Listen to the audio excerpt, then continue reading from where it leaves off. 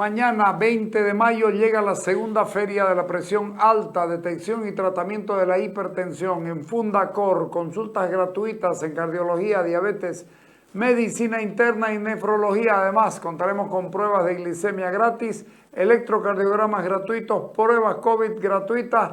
Dirección Fundacor, calle Caranda número 3. Importante, se va a entregar ficha desde las 7:30 de la mañana. Avisados están, porque esta es una cosa muy útil para la salud de ustedes. Vamos a conseguir la serie del Instituto Boliviano de Comercio Exterior para presentarles a ustedes los testimonios de los que llegaron y ahora son ricos,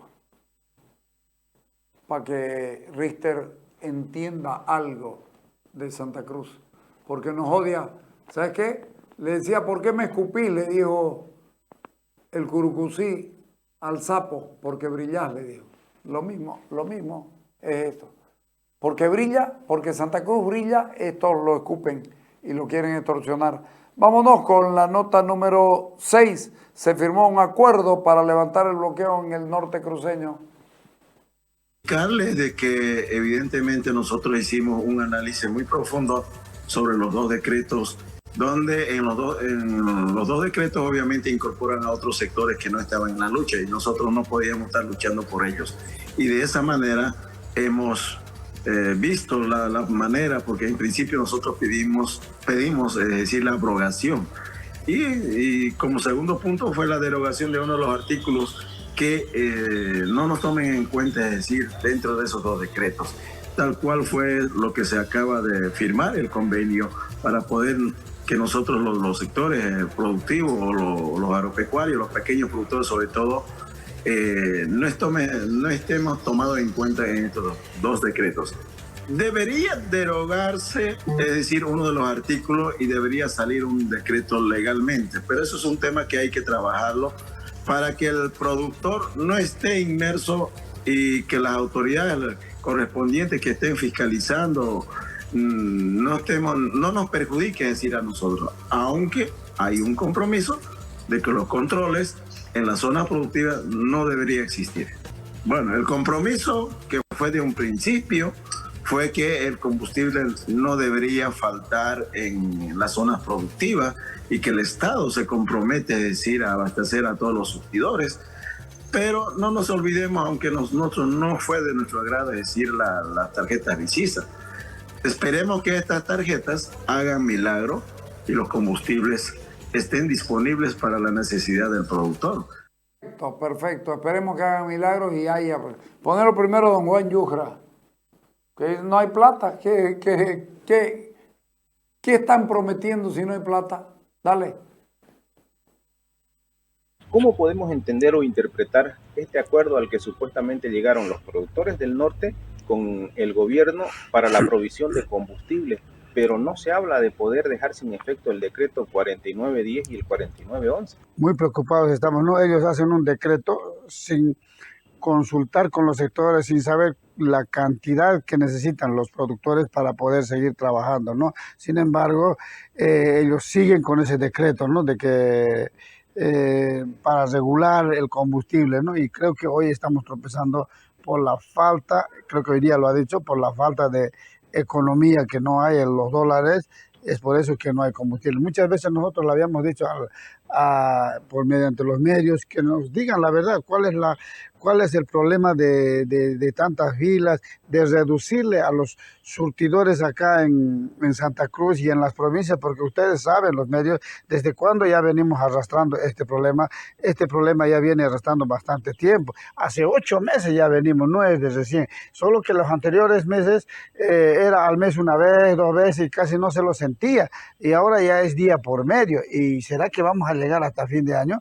La pregunta del millón es eso, ¿no? Entonces creo que no hay, ellos hablan de garantía, del normal abastecimiento, pero ¿qué garantías les van a dar a los agricultores, a los transportistas, a las industrias si no hay combustible, ¿no? Entonces creo que aquí las autoridades no saben cómo tapar esto, lo que en su momento podían haber creado otros pozos gasíferos para poder compensar el tema de la subvención, pero hoy por hoy no está sucediendo eso, ¿no? Entonces creo que ya se está acabando la plata y creo que se acabó ya la plata, ¿no? Entonces, y ahora está en un gravísimo problema y ellos tienen que saber cómo salir de esto, porque sí o sí el combustible nos necesitamos para poder seguir trabajando. Sin combustible el país se va a ir al tacho. ¿Este acuerdo que firmaron los productores no es confiable entonces, don Juan?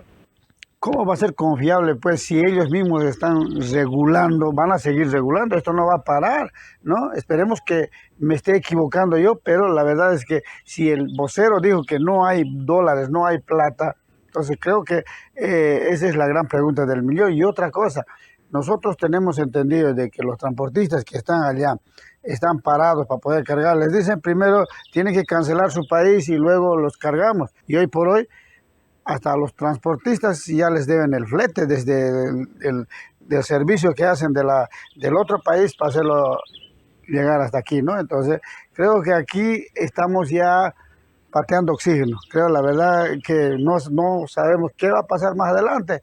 Estamos en las manos del presidente, ¿no? Porque creo que el señor presidente también es economista y no nos olvidemos que en la anterior gestión del señor Evo Morales era ministro de Economía y creo que desde ahí viene la falla y hoy por hoy él no está actuando como economista, ¿no? Porque realmente él es un hombre profesional, académico, ¿qué más se le puede decir, no? Seguramente su sabiduría, su conocimiento no está empleando y por eso que estamos así como estamos hoy, ¿no? La verdad que hay que decir la verdad, se le han tirado la plata, se lo han gastado la plata y ahora no saben qué van a hacer porque en su momento teníamos hartos recursos, teníamos plata, podían haber invertido en otra cosa para seguir progresando, para que no nos falte la plata. Hoy por hoy la subvención los está atacando fuerte, ¿no? Porque la subvención es altísima, ¿no? Y no nos olvidemos, productores están creciendo, transportistas creciendo, la población está creciendo, no están pensando en eso. Y la subvención va a ser mucho más mayor, más volumen. Entonces creo que aquí hay que darle una solución a este problema. La solución no sabemos cómo, pero ellos lo tienen que dar. Don Juan, ¿cuántas son las empresas que le proveen combustible a YPFB? Bueno, tenemos entendido de esta zona, es Vitol y Transfigura, ¿no? Entonces, creemos que también ahí tienen problemas, ¿no? Y es por eso que no les dan, pues, no les están despachando normalmente el combustible, ¿no? Ojalá haya una solución. ¿Cuánto es lo que normalmente traían o importaban de combustible y cuánto es lo que importan ahora? Porque tenemos entendido que si se reduce el cupo es porque no se trae la misma cantidad. Exactamente. Mire, yo no voy a hablar de cálculos numéricos, voy a hablar, si antes mandaban 250 cisternas a Bolivia, hoy están trayendo 160, 180, o sea, ya ha rebajado. Entonces, creo por eso que aquí algo está mal. Si no, si se hubiese lo contrario, por decir, estarían viniendo normal, ellos estarían almacenando aquí y regulando desde aquí para allá, ¿no? Entonces, por eso yo digo de que aquí no hay plata, ¿no? Por eso está fácil darse cuenta, ¿no? Han regulado desde allá y para poder regular también aquí. En las provincias, ni que se diga, hay 2, 3 días hay que estar, a la semana creo que 2 veces nomás hay, porque hay que hacer fila, porque el poco diésel que llega se acaba en 2, 3 horas, y eso no lo estoy diciendo yo, sino que se está viendo, porque en las provincias no aguanta el combustible. A los productores les han dicho unos 1.200 litros por día y van a ser también analizados su consumo por hectárea, digamos. No, eso no estamos en contra, todo el mundo tiene derecho a trabajar y también tiene el mismo derecho de demostrar en qué lo está empleando. Eso es algo, no está en contra ni los agricultores ni nosotros, nadie, hay que demostrar. Incluso nosotros le habíamos pedido, debe haber pues ingenieros agrónomos, calcular cuánto se gasta en el tiempo de cosecha, porque donde más se gasta es en el tiempo de siembra y en el tiempo de cosecha, ahí es donde se gasta más combustible. Entonces yo creo que es fácil sacar cálculos de ahí, cuánto se gasta por hectárea a la hora de sembrar y a la hora de cosechar, ¿no? Entonces eso no estaría en discusión. En discusión está ahorita si ellos van a garantizar. En teoría están garantizando, pero en la práctica no se ve eso. Ustedes vean aquí cómo están las largas colas, las largas filas aquí haciendo. El transportista, el chofer no cargó hoy día, tiene que quedar ahí esa noche toda la noche cuidando su camión ahí en el surtidor para que al otro día pueda cargar. Entonces, eso no es normal, eso no es garantizar, porque en vez de estar viajando esa noche el transportista, tiene que estar ahí parado. A veces no llega en la mañana, llega en la tarde el combustible. Entonces, eso no hay seguridad ya para si va a haber o no va a haber combustible. Entonces, creo que ahí se equivocan las autoridades de gobierno, nunca dicen la verdad. Dicen, sí, garantizamos el abastecimiento. No hay ninguna garantía. Ojalá me esté equivocando yo, pero lo que se está viendo, yo estoy hablando, ¿no? Te deben 5 meses a Vitol y a Trafigura. Que se lo nieguen. Reitero, demuéstrennos todos los días diciéndonos cuánto hay de gasolina y diésel. Háganlo. Ahora, ir a mirar si alguien tiene, van a contratar y se van a ir a saber. Te van a preguntar qué marca de tractor tenés, de cuántos caballos de fuerza o cuántos centímetros cúbicos. Pero no te van a preguntar cuántos años tiene, porque no es lo mismo un tractor nuevo de 2 años que uno de 10. El de 10 te va a gastar más. Entonces, son huevadas. Don Demetrio Pérez es uno de los tipos más confiables que uno puede conocer. Por lo menos ese es mi criterio. Puede que no le agrade a algunos, no me importa. Y él dice que hay un artículo que se va a derogar y hay una cosita. Vamos a ver si eso ocurre. Don Élite Yujra, don Juan Élite Yujra, porque es élite, es dirigente de un sector que tiene 4.000 camiones que debe estar manejando, sin exagerar, 50, 100 millones de dólares. Bueno, es élite.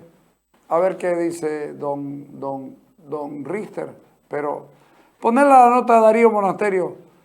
Primero que nada, tenemos una falta de información de hace ya más de 3 meses, ¿no? Que fue la última publicación en febrero de la información sobre las reservas internacionales netas, sobre los fondos que maneja el Banco Central, por ejemplo, de protección al ahorrista, sobre las divisas, sobre el oro, o sea, sobre toda la composición de las reservas internacionales netas, sobre lo que son, digamos, las obligaciones del Banco Central, ¿no? Entonces, es muy importante que tengamos esa información y eso también generaría una mayor certidumbre en la población, en todos los agentes económicos y sobre todo con una crisis de confianza tan terrible que desde febrero a la fecha ha ocasionado la intervención de uno de los bancos más grandes del sistema financiero, el Banco Fácil, que también estaba relacionada con esa falta de información y con esa falta de incertidumbre que llevó a esta situación. Entonces, creemos que es muy importante que el Banco Central, que debería preservar de alguna forma su institucionalidad, dando certidumbre y dando la información necesaria a la gente para poder saber realmente cuánto es con lo que se cuenta, cuál es la relación real de los depósitos, de los fondos de protección, de las reservas internacionales netas, cuál es la previsión, mostrar también algunos análisis de mercado históricos y ahora es muy importante no solamente hacer análisis históricos del pasado, sino también hacer análisis de futuro, analizar el futuro, ¿no? Eso es mucho más importante hoy en día con tanta incertidumbre. No hay sinceridad de una institución que debería ser independiente a la política o a la línea del gobierno, digamos. Se pretende ocultar todo el fracaso de un modelo. Es una política que ya viene de mucho tiempo de antes, ¿no? O sea, es una política que viene incluso en la época de la bonanza, con esa concentración de poder y de recursos que hizo los primeros gobiernos de Evo Morales con el boom de las materias primas a nivel mundial, que ya ellos incluso con la capacidad de poder nombrar autoridades monetarias como el directorio del Banco Central, el presidente del Banco Central, autoridades financieras de regulación y otras autoridades, teniendo los 2/3 del Congreso, no lo hicieron porque prácticamente no les interesa la institucionalidad del Estado. Esa desinstitucionalización del Estado es la que nos lleva a una situación de mucha incertidumbre. Y esa situación es la que ha generado toda esta crisis de confianza en el sistema. Además, obviamente, del fracaso de los datos macroeconómicos y de las cifras del modelo social, productivo y comunitario del MAS. Entonces, no es solamente de ahora, sino que viene de antes, y esto ya es una consecuencia de todas esas políticas de concentración de poder, de concentración de recursos, que nos ha llevado a una situación de desorganización total y de deterioro de las relaciones económicas entre todos los bolivianos, porque justamente no se pensó en un momento que podía llegar, que es un momento de vaca flaca, ¿no? El tema de la subvención de los combustibles, el déficit comercial, ¿tiene algún tipo de incidencia en esto que muestra o que por lo menos se conoce del Banco Central, digamos? Mira, yo le voy a dar un ejemplo. El gobierno de Lula da Silva, los primeros gobiernos de Lula da Silva, con el movimiento del Foro de San Pablo, el movimiento del socialismo del siglo XXI, con mucha gasto, con muchos recursos para gastar en la lucha contra la pobreza, en empresas estatales que todavía conservaban la mayoría accionaria, como el caso de Petrobras. Pero aún así, la independencia del Banco Central de Brasil, con el gobierno de Lula, el primer gobierno de Lula, un gobierno de izquierda, fue de absoluta independencia y de control ortodoxo de la inflación, por ejemplo. Lo mismo tiene que suceder en cualquier banco central. Pasa con la Fed en Estados Unidos, que no está relacionada con el gobierno demócrata ni republicano. Ellos tienen una autonomía para frenar la inflación y no importa, digamos, ya muy ortodoxo incluso, no importa qué pase, pueden quebrar algunos bancos, algunas empresas también, pero ellos tienen el objetivo de preservar el poder adquisitivo de sus ciudadanos y controlar la inflación. Ese es un ejemplo de lo que es la institucionalidad de un banco central.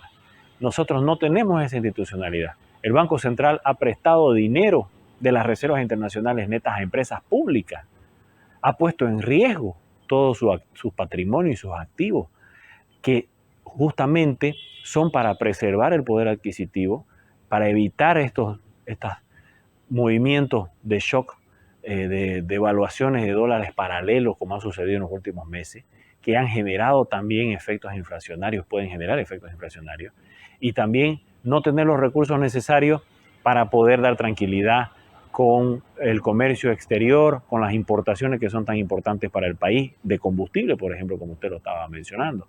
Entonces, esas situaciones son resultado de la desinstitucionalización y de la falta de autonomía de las autoridades monetarias y de regulación del sistema financiero en Bolivia. Poca información de parte del Banco Central.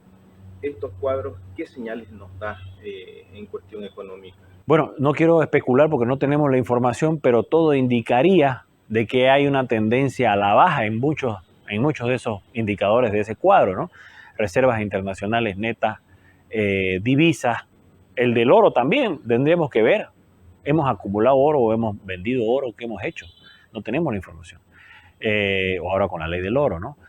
Después también el tema del Fondo de la Protección a los Ahorristas. Solo tenemos los datos en dólares, no tenemos los datos en bolivianos. ¿Qué ha pasado con eso en una situación, en una intervención de un banco para la devolución de los aportantes, de los depositantes? Entonces, esa información, no quisiera especular, pero tendería a pensar que es a la baja si no la dan la información, ¿no? Porque usted si tiene buenos números los muestra, pues, ¿no? Si no los tiene, los esconde. Entonces, lamentablemente estamos en esa incertidumbre por una falta de institucionalidad de las autoridades monetarias, del Estado en su conjunto, pero de las autoridades monetarias del Banco Central y de las autoridades regulatorias del sistema financiero.